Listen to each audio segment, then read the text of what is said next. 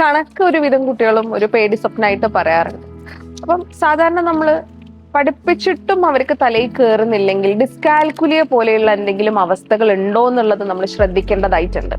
ഡിസ്കാൽക്കുലിയയുടെ symptoms എന്തൊക്കെയാന്ന് വെച്ച് കഴിഞ്ഞാല് നമ്പർ എഴുതുന്ന സമയത്ത് തിരിഞ്ഞു പോവുക, നമ്പർ എന്നുള്ള ആശയം അവർക്ക് കിട്ടാതിരിക്കുക. അപ്പം 3 എന്നുള്ള നമ്പർ മാത്രമാണ്, ഒരു സിമ്പല് മാത്രമാണ്. അതിന്റെ പുറകിൽ ഇപ്പം 3 മിഠായി ചേർന്നാലാണ് 3 എന്നുള്ളതാവുന്നത്. അപ്പൊ അതായത് കൂട്ടുന്ന സമയത്ത്, അഡീഷൻ ചെയ്യുന്ന സമയത്ത്, കുറയ്ക്കുന്ന സമയത്തൊക്കെ അവർക്ക് ബുദ്ധിമുട്ട് വരും. ഇപ്പൊ ചിഹ്നങ്ങളൊക്കെ അങ്ങോട്ടും ഇങ്ങോട്ടും മാറിപ്പോവും.